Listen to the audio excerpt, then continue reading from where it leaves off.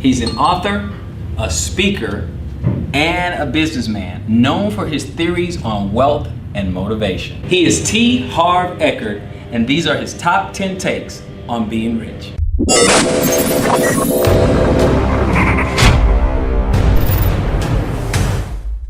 Take number 1.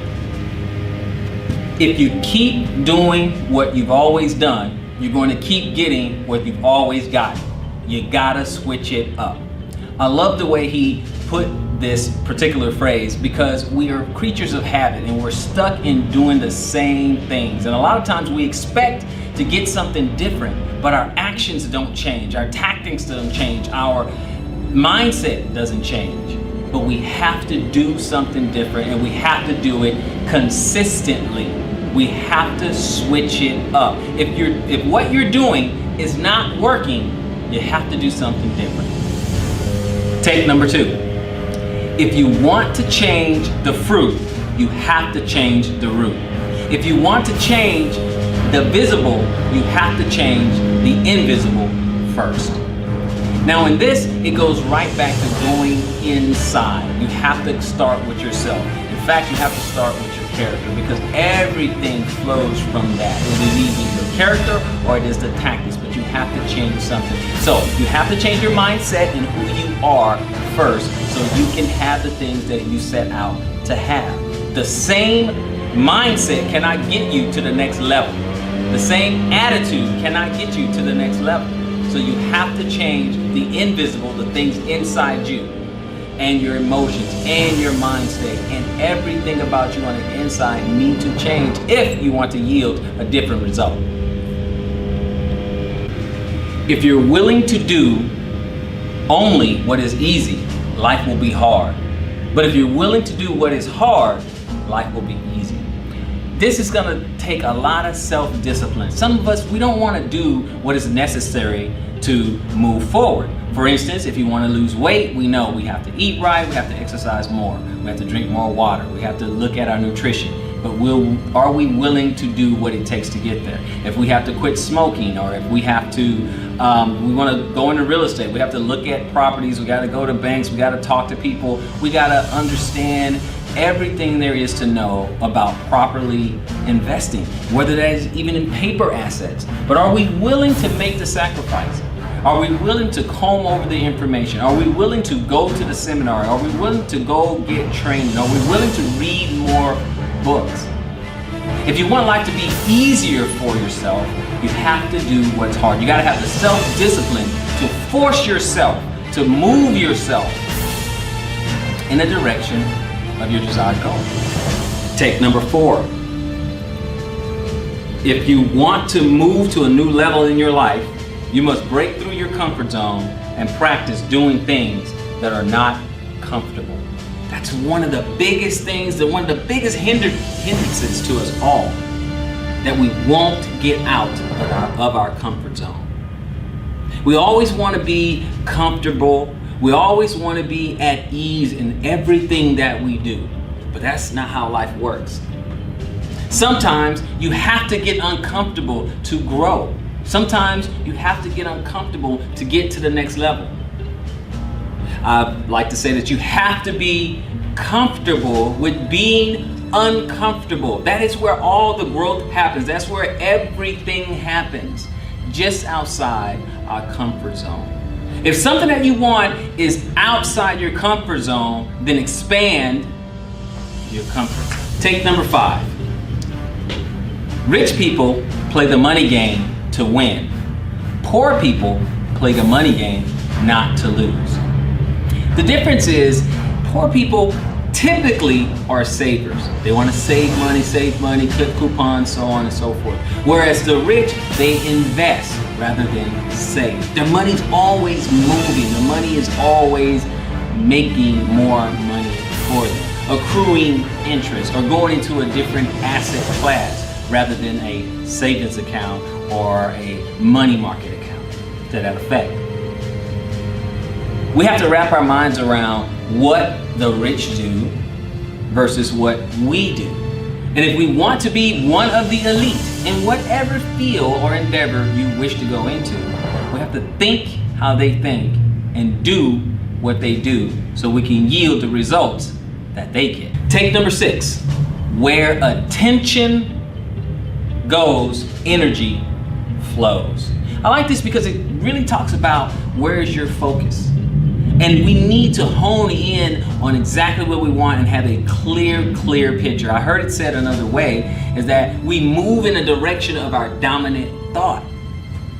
And so what are we focusing on? Because if we focus on it enough, we'll start to move and we'll start to see things that lead us to our desired result.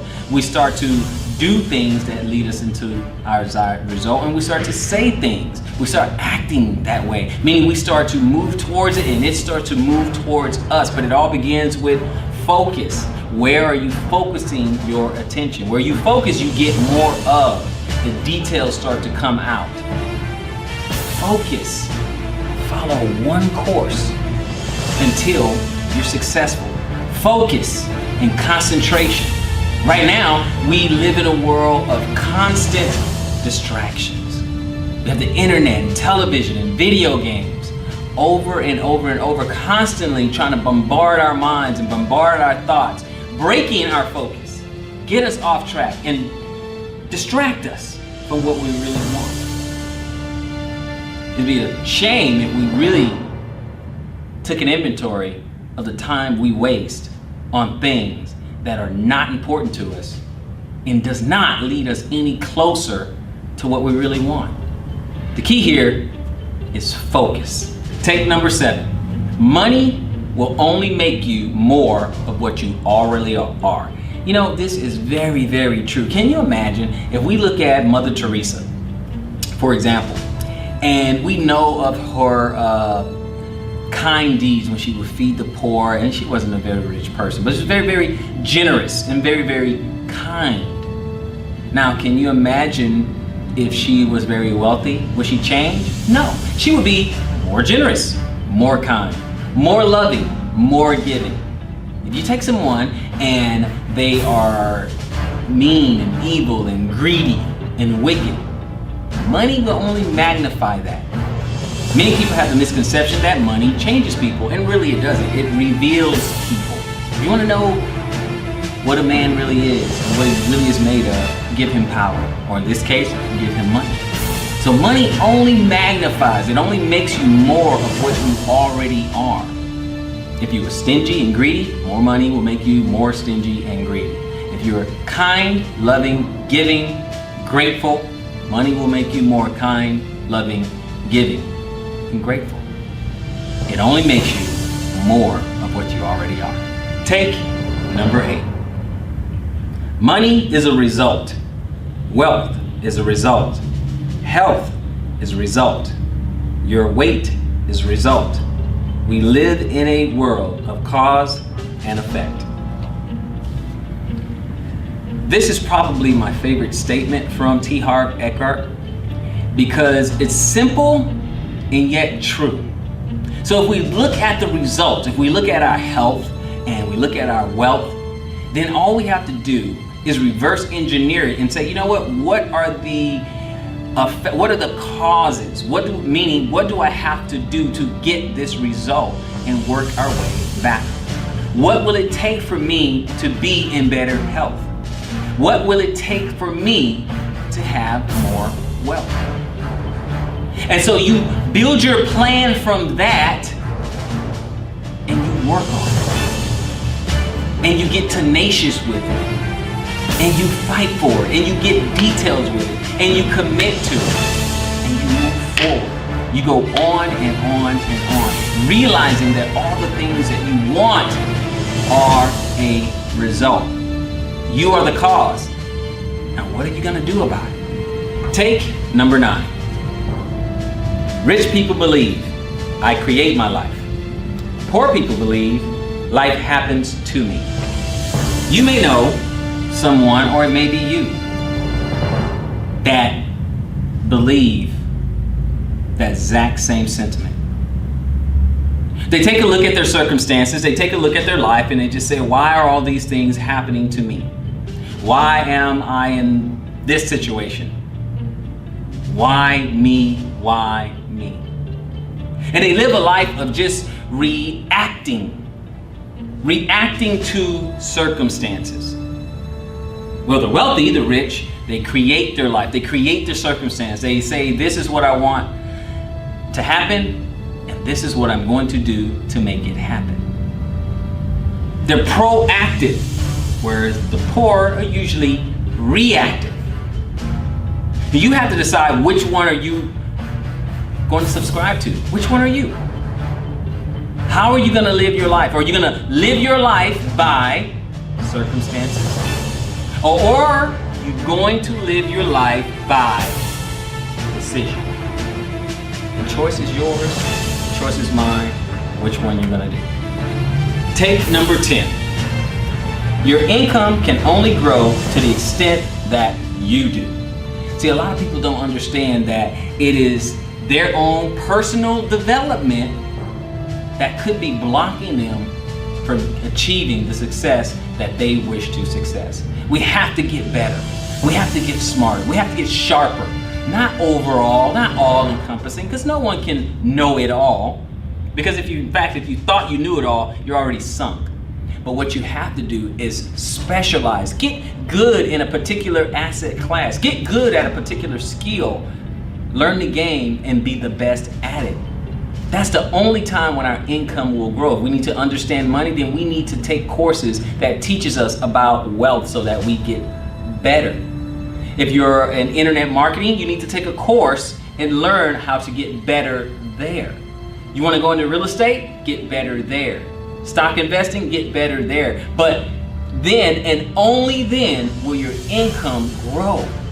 It will only respond to the extent of your growth, to your knowledge, to your discipline, and your know-how. Your income will only grow to the extent that you do.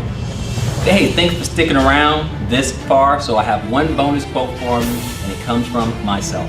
In order for you to have wealth without, you have to have wealth within. Now what I mean by that is that you have to have a wealthy and healthy mindset, a wealthy and healthy attitude. I mean, your disposition has to be right. You have to have a disposition of faith, and you have to have a disposition of gratitude. And only then, when you have this abundance on the inside, then you'll have abundance on the outside. Like, comment, subscribe. Let me know which take was your favorite. Leave your own, and until next time, conquer with character.